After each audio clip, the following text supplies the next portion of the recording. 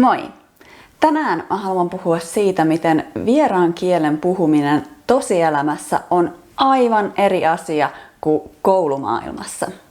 Mä lähetin tästä aiheesta jo sähköpostin mun listalle ja sain paljon vastauksia ihmisiltä, joita tää idea auttoi, joten mä ajattelin, että mä teen tästä aiheesta myös videon. Jos sä et ole vielä mun listalla ja haluat saada viikoittaisia vinkkejä kielten ja suomen opiskeluun, niin sä voit liittyä linkistä tämän videon alla.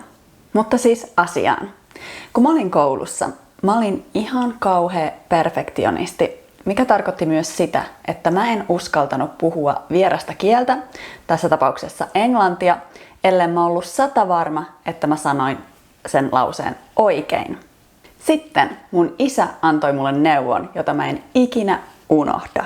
Kun sä puhut vierasta kieltä sitä äidinkielenään puhuvalle, ne yrittää ymmärtää sua, ei etsiä virheitä. Tämä on auttanut mua valtavasti mun omalla kielten oppimismatkalla, koska se on poistanut suurimman osan epävarmuudesta vieraiden kielten puhumisessa. Koska jos sä ajattelet sitä, jos joku yrittää puhua sulle sun äidinkielellä, mitä sä teet? Jos sä oot edes sut mukava ihminen, niin sä yrität vaan kommunikoida niiden kanssa. Susta ei yhtäkkiä tuu sun lukion englannin kielen opettajaa, joka korjaa niiden kielioppia ja ääntämistä. Tosielämä ei ole koulua, jossa tavoitteena oli tuottaa täydellisiä lauseita, ja jos sä teit virheen, niin sut korjattiin tai sä sait punaisia merkkejä sun huolellisesti kirjoitettuun esseeseen.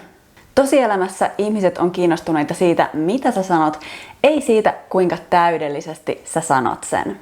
Ja paras asia on, että ihmiset ymmärtää sua täydellisesti, vaikka sä sanoisit jotain epätäydellisesti. Joten yritä pitää tää mielessä, kun sä alat puhua suomea ja sä huomaat, että se alkaa pikkuhiljaa tuntua helpommalta.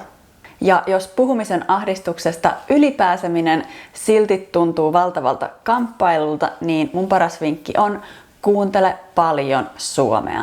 Koska sä voit oppia kaikki haluamasi kielioppisäännöt ulkoa, mutta keskustelun aikana sulla ei ole aikaa valita oikeaa muotoa, sen täytyy tulla ulos luonnollisesti. Luonnollinen oppimistapa harjoittaa sun kielikorvaa niin, että sä alat sanoa asioita oikein, koska se kuulostaa oikealta. Ja vaikka sä tekisitkin virheen, niin muista, että oikeassa elämässä sä et voi reputtaa, eli saada hylättyä kokeessa. Tässä oli kaikki tällä kertaa. Moikka!